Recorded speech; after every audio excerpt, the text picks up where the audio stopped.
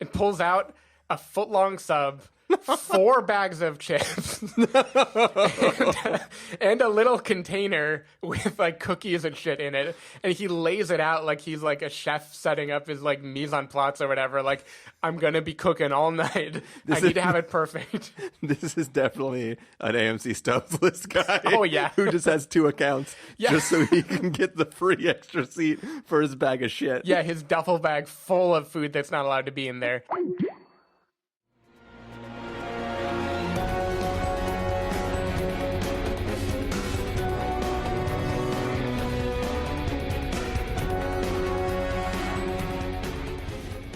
Hello, everybody, and welcome to the Spoiler Warning Podcast. This is review number 561 with a review of Men in Black International. I'm Christopher Schnese. And I'm Stephen Miller. And if you're joining us for the first time, the Spoiler Warning Podcast is a weekly film review program. Each week in the show, we're going to dive in, debate, discuss, and argue over the latest film releases coming to a theater near you.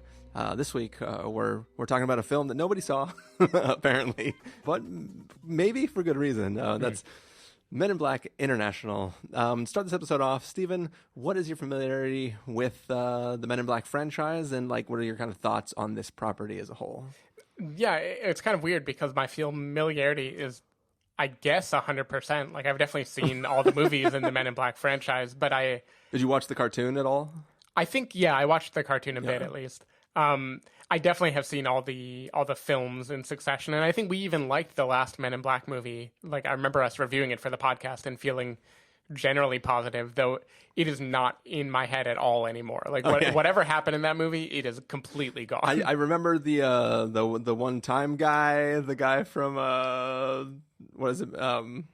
A Serious Man, right? Who was like existed outside of time or could see all eventualities. Mm-hmm. There were some fun things in that. I don't really remember it all too well, but I think I am excited for the existence of this franchise just because I like the world of Men in Black. Right? Yeah, I feel like it's just a world though, because it's kind of a franchise that doesn't need to be a franchise. Like, it's a fun idea, and it kind of feels like every few years they're just remaking it. It isn't like they're building onto the franchise in any way.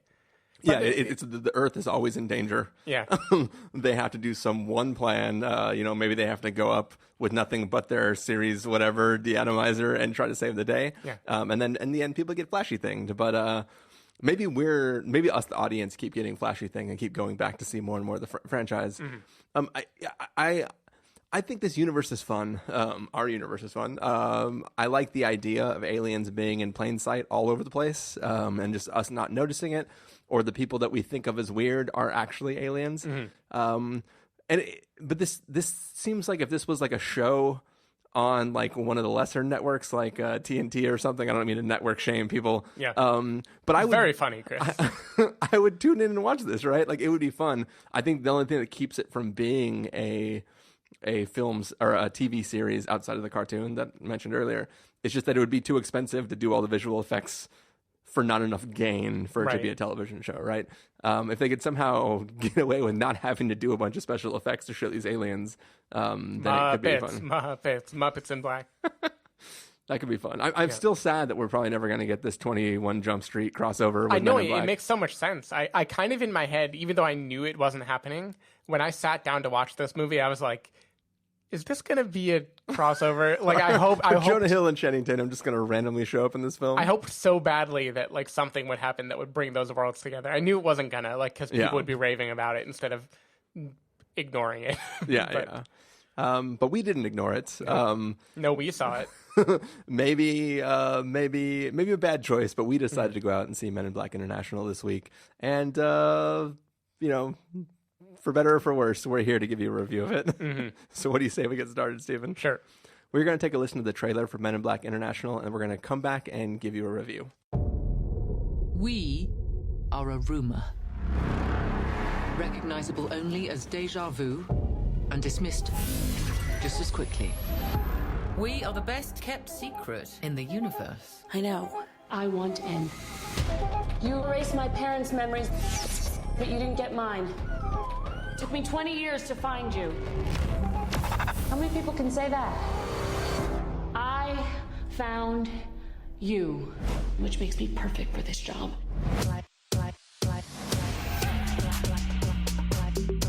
Agent M. We may have a problem in London.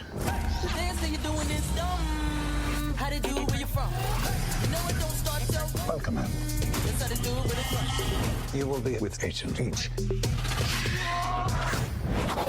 MIB, you Carillion scum. And FYI, your little club here sucks. Come on. The world's not going to save itself. I'm driving. That really should be here. Oh, not this country. I'm so faded, no exaggeration. Joey? I thought that we were here. We are. Step on it, would you, Freddy? You go to H. What happened here? What do you think happened? We got our asses kicked. Sorry. Wait, are you a queen? Indeed, she is. I pledge loyalty eternal to you. No, I'm not interested. Too late. I already pledged the loyalty. I wish you'd said no before. We've never faced a threat like the Hive. They can take the form of anyone, I haven't seen that before. even our own agents. Do we have a plan? You know, sometimes you have to trust your gut. Men in Black has been compromised. Trust no one. We protect the Earth. And that means everyone and everything on it. Yeah, baby! We are the Men in Black. The men and women in black. Yeah, ha. Perfectly done. Are you suggesting that we try the most powerful weapon in the galaxy for fun? Do it. Press the button. Turn it up a few.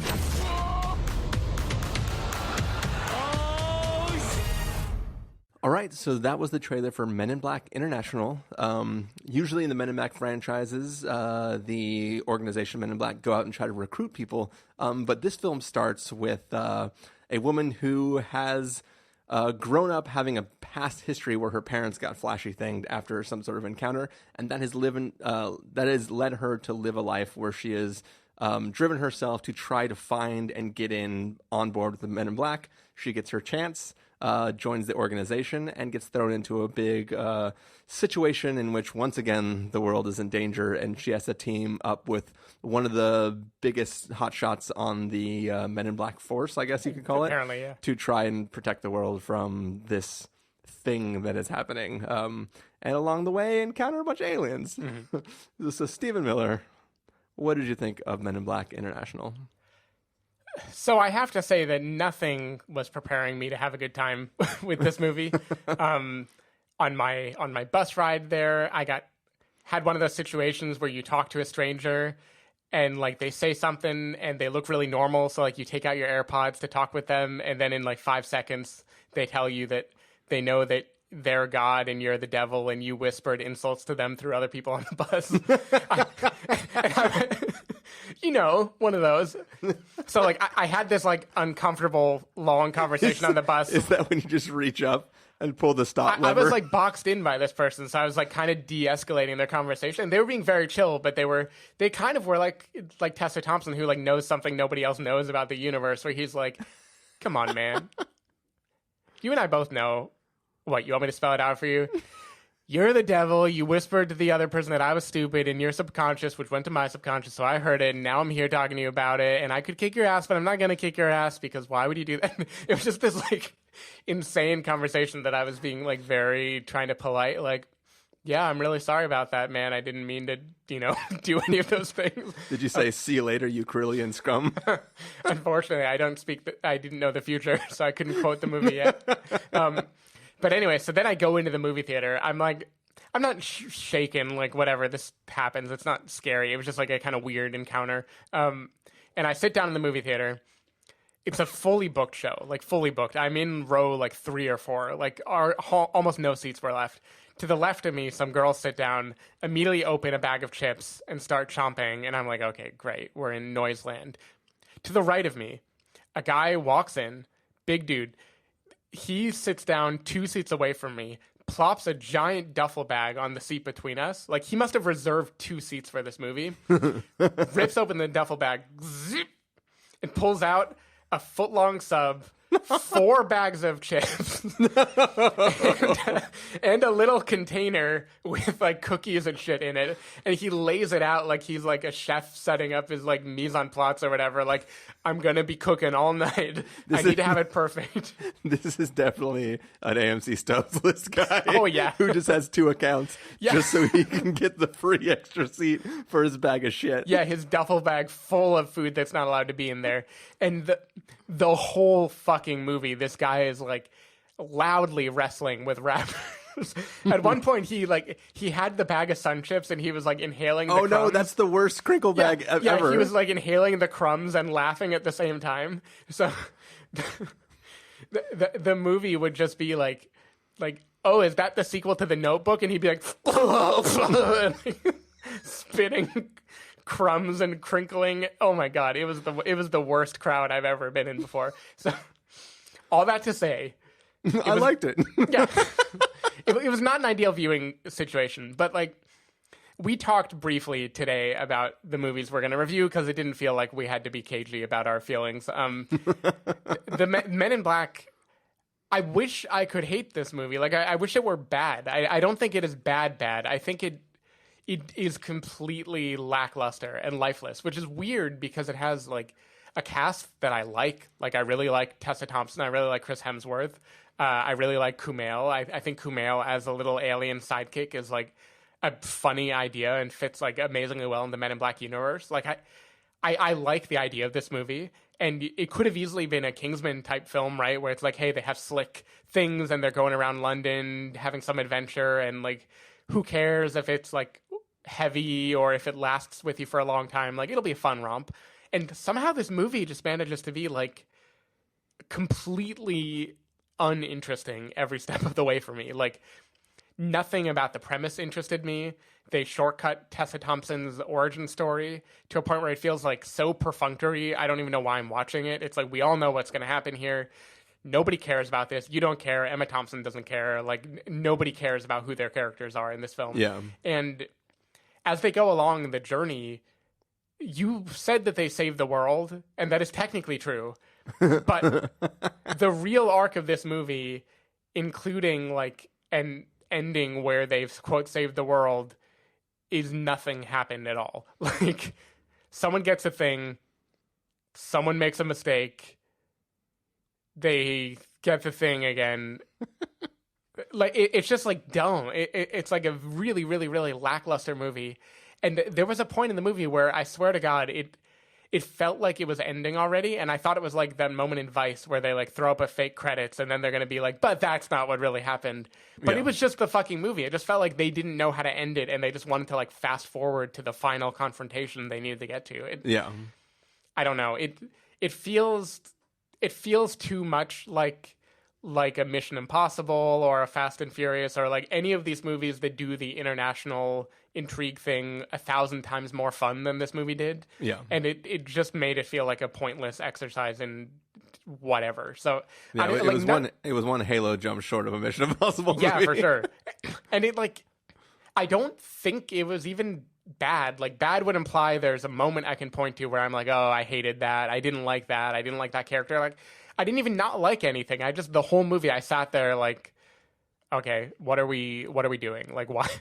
What am I coming here to see? Because it isn't particularly funny to me. It isn't interesting. The adventure isn't fun at all. The side characters are kind of like not given enough room to be their own thing. They just are like referencing the fact that goofy aliens exist in the world. And I don't know. I did not have fun with this movie.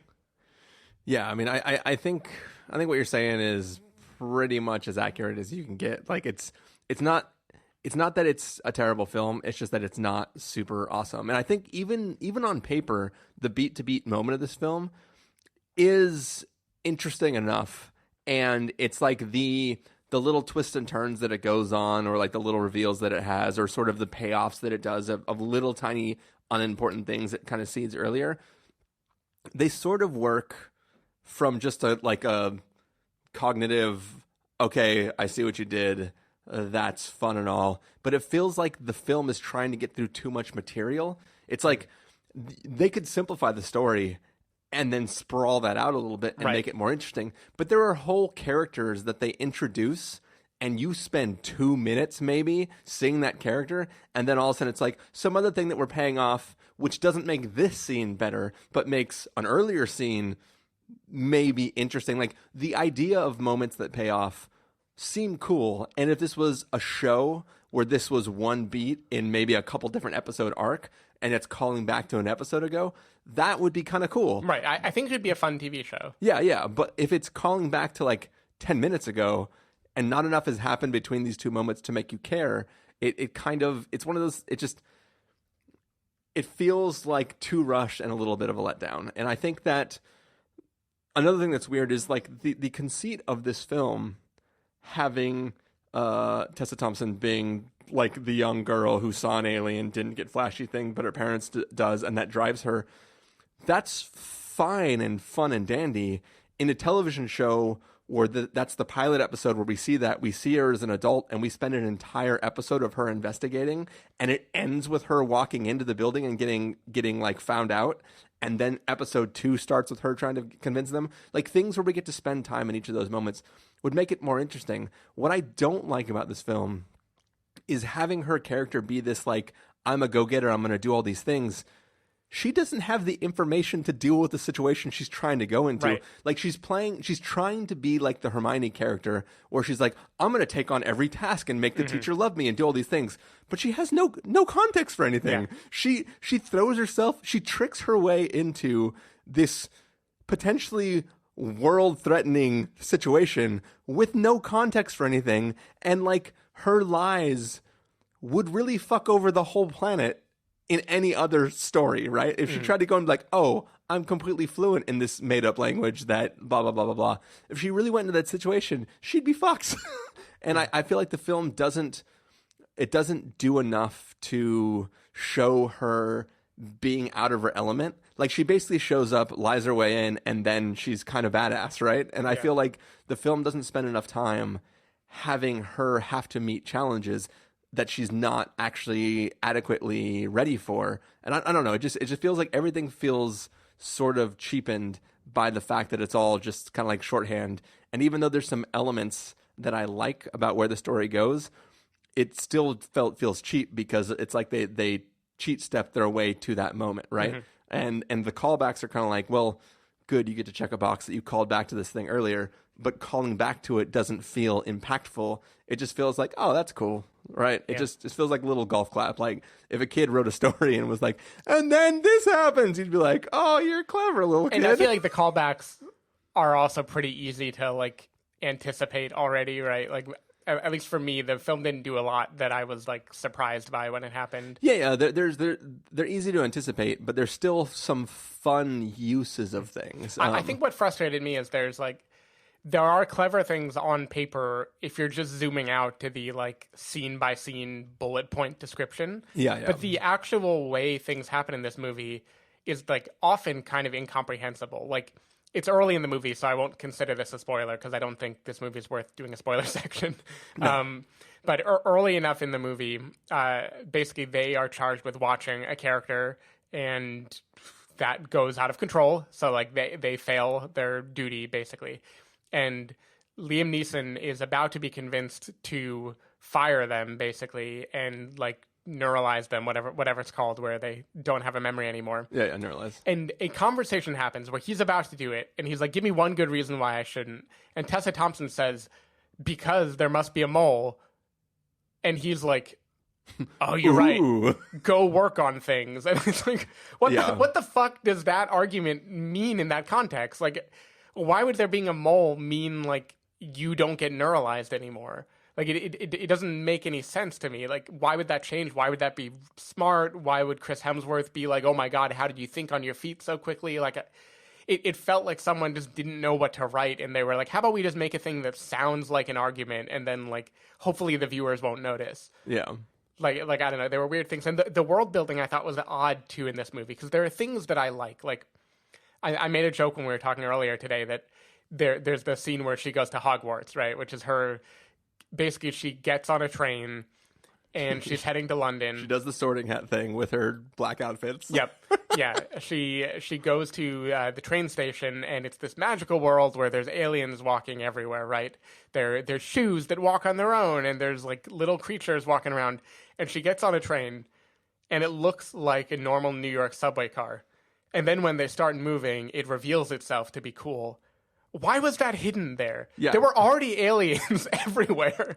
And yeah, the dumb thing is that, like, it'd be one thing if there were a bunch of people on the train, and then it goes past the last stop, and then now it's literally just agents. Yeah. And then, like, the guy's like, this is the last stop, and everybody leaves, and those people stay, and then it transforms and takes off. Complete sense. Yeah. But the fact that it just looks like it's just for her to be surprised. Yeah. It's not for the people who ride that train every day. So And it was a doesn't make cool sense. effect, I thought. Like, why not use that in a situation where it'll make sense? Like, it wouldn't be any harder to make it be like a normal train station, and they get into one car that looks different from the others, and it's visible from the outside, so it looks old, and then when they go in, it looks crazy, right? Yeah, like, and it's just meant to repeat the imagery of when the cars transform. But the thing is, when the cars transform, they're transforming from a car to a spaceship, basically, right? So it makes sense that they're doing that transformation. They're also in public. Yeah. They're in a public space. That's why they have to transform from being a normal public thing to being the secret flyy thing.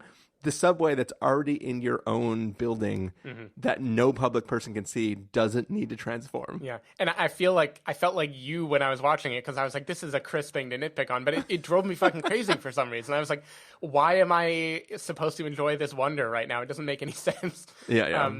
And there were hints of an interesting world, right? There's kind of a universe of like rules and under like hitmen and crime in Marrakesh, at least, because there's a queen that needs to be asked permission to kill someone. We don't ever learn what that means at all. Like, if anything, the scene that we come back to later negates whatever that scene might have meant before. And it's just very strange. Like, I feel like it has like a few of the beat-to-beat elements of a good movie, and then they just didn't feel like fleshing it in with anything. Yeah, and there's the characters that I'll just call the twins for now. Yeah.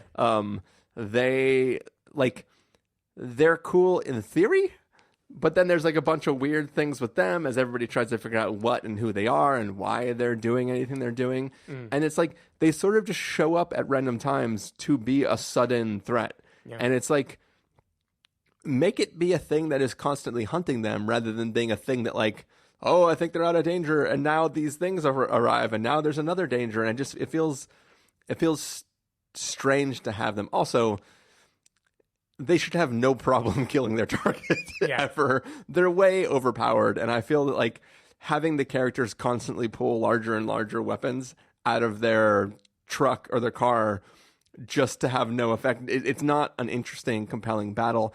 It's literally two people standing on the opposite side of a street constantly shooting at each other and not moving a whole lot. Yeah. There was nothing interesting about that fight that was interesting or impressive or anything. It was just kind of like, oh yeah, remember how Men in Black have different guns? Here are more guns that are hidden in their car. I think that's what really makes this feel way more boring or middle of the road than like a Bond film or a Mission Impossible film, or like even a lesser Mission Impossible film. Is like those all at least thrive on memorable set pieces, right? And this like does not have memorable set pieces. There's no action that's really cool. There's no chase scene that is at all easy to remember. Like, there's a chase through Marrakesh. The geography is meaningless as far as I can tell, and like nothing matters in that scene. And the villains are like, they feel like they should be bad guys in like X-Men Apocalypse or something. Like, it just feels like a hokey and stupid, and yeah, I don't know. It's odd. I guess if I can praise anything, I think Tessa Thompson is mostly like believably Hermione-esque, even though, as you say, the script doesn't support that characterization of her. I think Chris Hemsworth is continuing his kind of funny, I know I'm attractive, so I'm going to play like against type and be kind of a doofus thing that he did in Ghostbusters. I feel like Jason Statham did it in Spy too. It's still like the best role ever. Yeah, for sure. And I think he does well with that here. Like, I liked his introduction and his character through the beginning of the movie. Then the whole movie is also trying to hint that like people aren't who they appear to be, and you can't trust them, and so you don't ever feel like you know the characters either, because they're kind of like at a weird remove the whole time. Yeah. I don't know. The actors do what they can with the material. I just think it's like not interesting or fun. I can't even imagine making this movie and feeling like you're having a good time. I feel like they're all just cashing in their paycheck. Yeah, no, I think that's probably very true. Yeah, I don't know what more to say about this film. I'm still, I want to like this film a lot, and by want to like, I just mean that like, I wish that it could be good and fun, because as we've said already, like the Men in Black universe is fun, and even some of the characters are interesting. Like the idea of the background that that Hemsworth has with Rebecca Ferguson's character, like that's fun and kind of cool in concept, but like she's supposed to be this crazy badass arms dealer on the planet who clearly is just... she's an arms dealer. Oh, because she has an extra arm. Yeah. But like she's supposed to be crazy, not crazy, but she's supposed to be like proficient, right? Like she's this arms dealer that everybody has heard of, and she has her own castle island with laser beam turrets, and you're like, oh, okay, so she's like somebody to deal with, right? It should be like a Javier Bardem character in Bond, where you're like, oh, this guy's like crazy, I don't want to mess with this guy. But instead it's just like she's on a cell phone and she has an extra arm, and like she has this past with like our lead, and it doesn't, that whole arc in this film amounts to nothing, right? There's like a tiny payback to something earlier, but like besides that, it's like, oh my God, you knew her? That's insane. How are we possibly going to go in there and get this thing from her? And then it's just like they go there, and then it's like, and that's almost like, it almost is like the climax of the film in that scene, but you're like, well, it can't end here, right? Well, yeah, well, and especially if you think about the only reason they're there, that isn't the thing that their journey started with. That's a thing that they're trying to undo that happened in the scene before they go there, right? Like, and that's why the semi-climax there is so weird, because it's like literally you could have just done nothing and you would be in a better position right now. Yeah. And it's like, that's one of those things where like, if you hadn't already suspected things, just by the sheer fact that scene is even taking place and it's not the end of the movie, you have to then assume other things are going to happen, because otherwise there's no rest of the film. It would just be like a bunch of people reading National Enquirer or whatever the hell that magazine's called. Is that the name of the magazine? That is a magazine. I don't know which one you're thinking of. The one with all like the crazy alien shit on it. Oh, yeah, sure. Okay. But anyways, I just feel like the individual elements of this film could have made an interesting film, but instead we get these little fast cuts to different places and just have a bunch of experiences. And we even joked earlier in the episode, in the trailer for this film, they used, quote, the most powerful weapon in the universe, right? Or galaxy, or whatever they say. And you see them standing in sand dunes, and they like fire this thing off, and it creates like a branching tree of all these like giant gashes in the surface of the earth, right? And like they're like, oh shit, or whatever, right? In the actual film, it just makes a big hole that we don't see the bottom of. It's just a big hole. And I feel like the trailer version seemed more chaotic and explosive than just drilling a big hole in the sand, right? What a metaphor for the movie. Nice. But yeah, so Men in Black International. It is what it is. Okay, without spoiling it, was there any moment in this movie that you didn't know how it was going to end?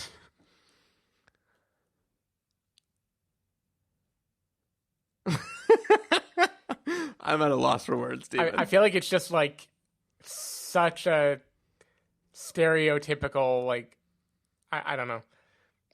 I don't know. There was just something about it where nothing felt fresh, and it didn't help to, surprisingly, my audience was totally into this movie. Like, they laughed a bunch at this movie. Yeah. And it made me feel just even more crazy being surrounded by people who were seemingly really enjoying it when I was like, you're not giving me anything.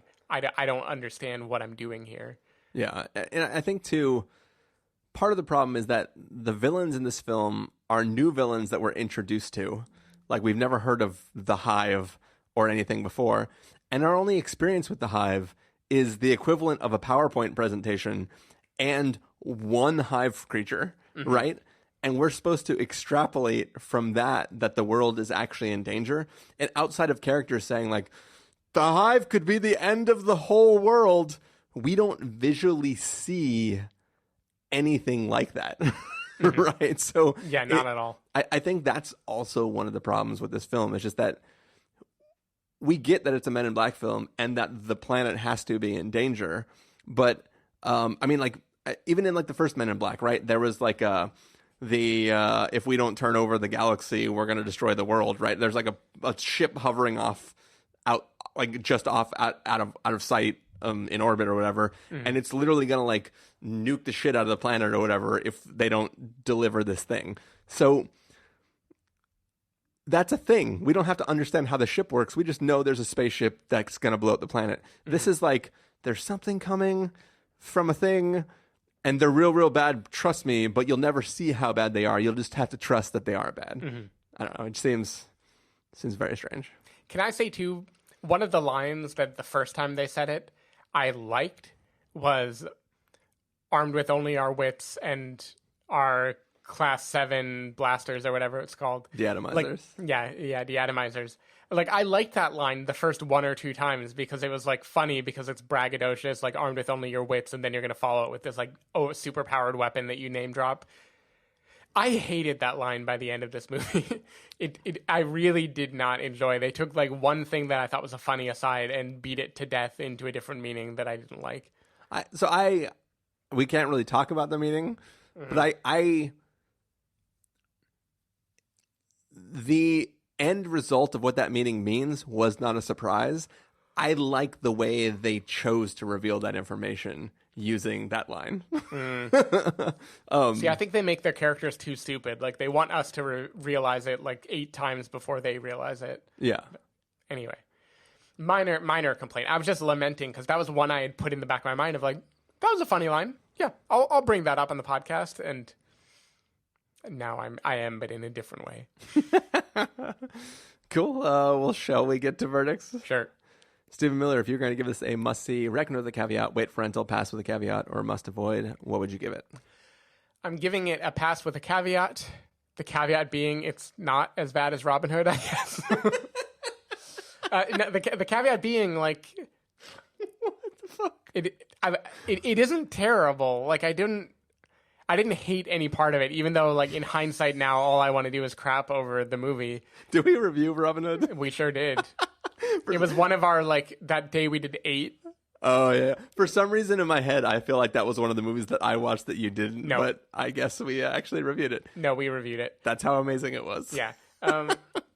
No, I don't know. Like, I didn't hate the movie, and it kind of does most things okay. It's just in that middle ground of okayness where it's so uninteresting. Like, I would have rather it be a worse movie, I think. And it's just stuck in this boring, like, limbo between terrible movie and fine movie that just is, like, not fun to watch. Like, maybe on an airplane when there's nothing else to do, it would be okay to watch it. I don't know.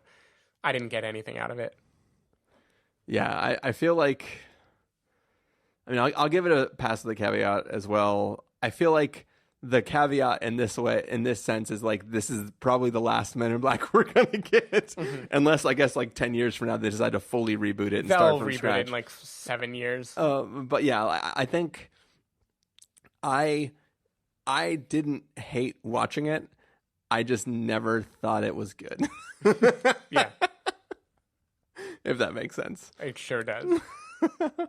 All right. Well, that's going to do it for this review of Men in Black International. Stephen Miller, if people want to find you throughout the week, where can they do that?